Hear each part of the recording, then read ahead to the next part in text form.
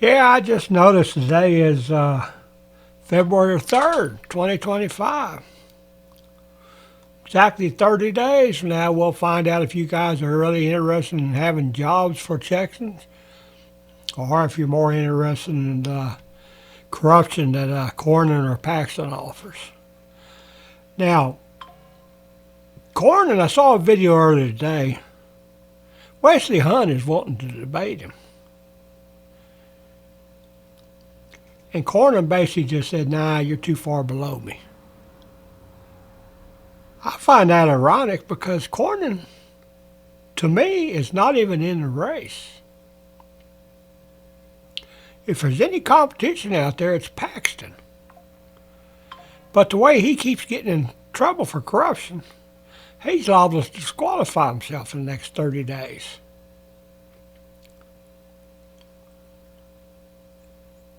Now, I've been looking at the Democrat side today, the Tallarico and Jasmine Crockett. I think we pretty well all know that Jasmine Crockett doesn't stand a chance in Texas. Because there's an awful lot of my friends that are Mexican and whites like me that don't take too kindly to some of the crap she says. This Tallarico guy, he come across today to me as very polished, very upper class, very elitist. I don't think he'll do a damn thing to bring jobs back to Texas. So who does that leave? Myself and Paxton? I can guarantee you that Paxton don't give a damn whether you have a job or not. Now, I wish there was more I could do. I've done as much as I can to spread the word. But we're out of money, and no, I'm not asking for money, folks. The only thing I want you to do is vote with your conscience. If you know of anybody that needs a good paying job, you need to vote for Virgil the Jobs Guy. Here, let me pull that up here for you. For those that can't find good paying jobs or know somebody that can't, vote for Virgil Beersel, the Jobs Guy. VBSenate.com, vbeers@gmail.com, 325-215-1886. You can text me, don't call me because I won't answer it. Too many damn crank calls. Now, if there's one thing that I wish I could change, and she won't support me for the time of the day, but this little lady right here, this Sarah Gonzalez, that has this latest H-1B scandal exposed that was released today, you ought to watch that. We need people out there like her. People are go-getters, that they're American first, Texas first. We need that. We need people that go down to Alamo and draw a line in the sand and say, bullshit. We're going to take care of Texans. Texans deserve jobs. She's got a great video out today exposing how so many of these jobs say H-1B only. Now, for you guys that are new to this and don't understand what that means no white boys, black boys, brown boys, yellow boys that are Americans are allowed to apply. They only want H-1B visa holders. Or as she'll show, H-4 EAD, which is their spouse. In other words, they are heavily discriminating against Americans in America. This is wrong. It's illegal. Now, the Secretary of Labor talks a great big line of bull about Project Firewall and how they got 200 accounts currently under investigation right now. With somebody like Sarah there, we could have 2 million accounts under investigation tomorrow.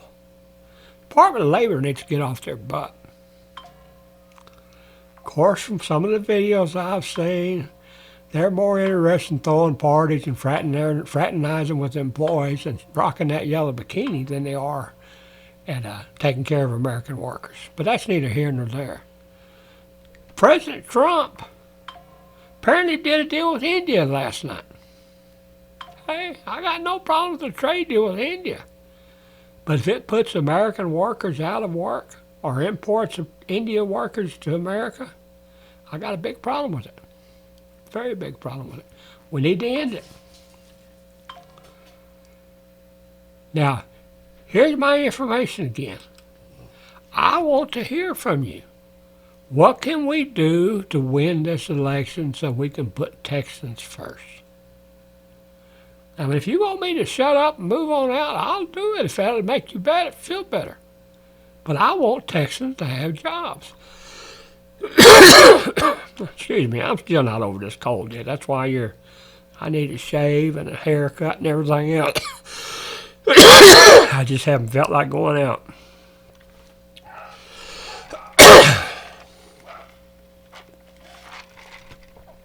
You got all my information there. What can we do to beat Cornyn and Paxton and Hunt and Talrico and Crockett? What can we do to get somebody in the Senate that will stand up for Texans and Americans? Those are the number one things that I struggle with every day. Because we know it needs to be done. I can't do it by myself. Hell, if I won the lottery, I'm not even sure I could do it. But I damn sure try. All I can say is, folks, we got to decide, what do we want? Do we want 6 more years of crap where Texans lose more and more jobs?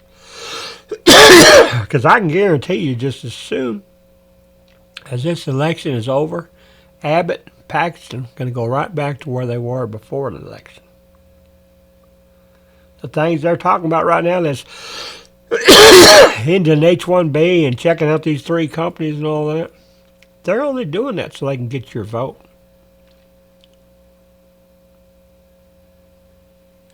Then you got old Virgil out here. I don't want to be a senator. Hell, I wish somebody else better qualified than me would do it. But I'm the only one who knows where all the bodies are buried. I can have this conversation at the Senate level, at the presidential level, at the beer drinking good old boys club in a local pub. I can have this conversation anywhere, and I can show you what's going on. Will any of these other people do that? Will they meet you halfway? Or are they just going to... You know,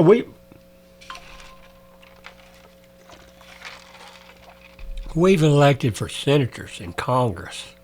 We've elected lawyers, doctors,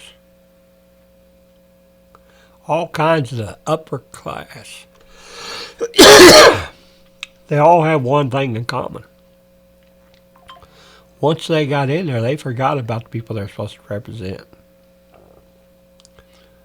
They made it possible to send their jobs overseas, and they made it possible to import non-immigrant guest workers from other countries to take our remaining good-paying jobs. They have essentially left us with the crumbs. They basically pulled a Marie Antoinette and says, let them eat cake. Well, I don't know about you. I'm a big old boy. Those cake crumbs ain't going to cut it. Back in 2003, I had visions, what do they call it? Visions of grandeur.